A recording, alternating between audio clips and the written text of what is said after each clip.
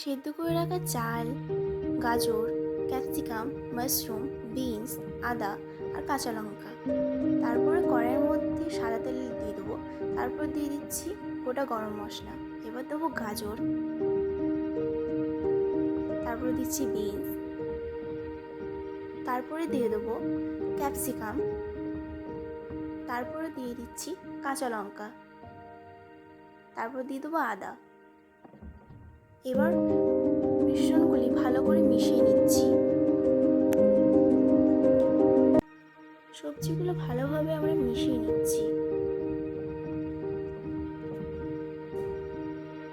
একটু নাড়াচাড়া করার পর তারপর আমরা দিয়ে দেবো মাশরুমগুলো। তারপর ভালো করে মাশরুম সহ যে সবজিগুলো দিয়েছি সেগুলো ভালো করে মিশিয়ে নিয়ে দিচ্ছি স্বাদ মতন নুন, তারপর দিচ্ছি স্বাদ মতন চিনি, তারপর দিচ্ছি স্বাদ মতন গোলমরিচ গুঁড়ো।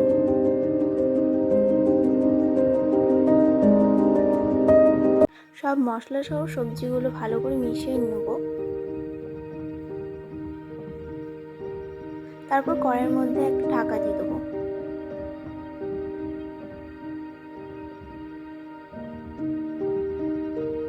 আজকে বাইরের ওয়েদারটা কি সুন্দর, এরকম ওয়েদারে কার না ভালো লাগে এরকম খাবার খেতে। তারপর আমরা ঢাকা খুলে দেখব ভালো করে ভাজা হয়ে গেছে কিনা।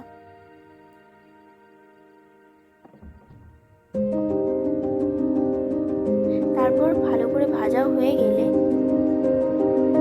আমরা যে সেদ্ধ করে রাখা চাল রেখেছিলাম সেগুলো দিয়ে ভালোভাবে মিশিয়ে নেবো এবং 2-5 মিনিট রাখার পর নামিয়ে দেবো।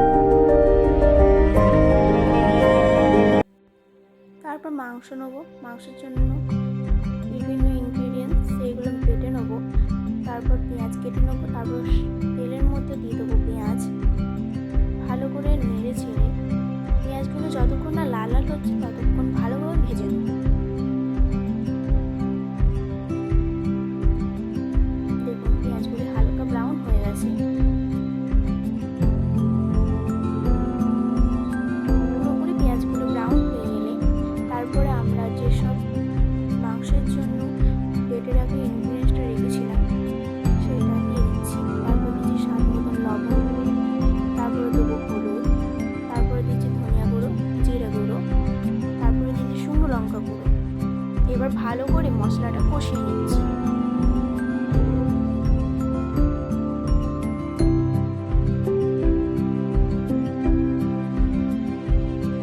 ভালোভাবে মশলাটা কষিয়ে এলে দেখুন তেল ছাড়ছে। তেল ছাড়লে আমরা দিয়ে দেবো মাংসগুলো। দেন ভালো করে মিশিয়ে নেবো মাংসটা।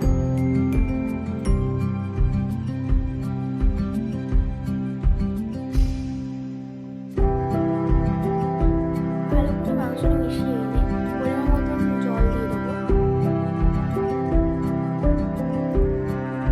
তারপর ঢাকা দিয়ে দেবো। এবার দেখবেন মাংসগুলো সেদ্ধ হয়ে যাবে।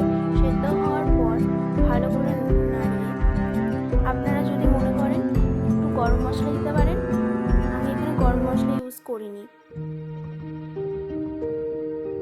দেখবেন মাংসটা তেল ছেড়ে ছেড়ে এসেছে।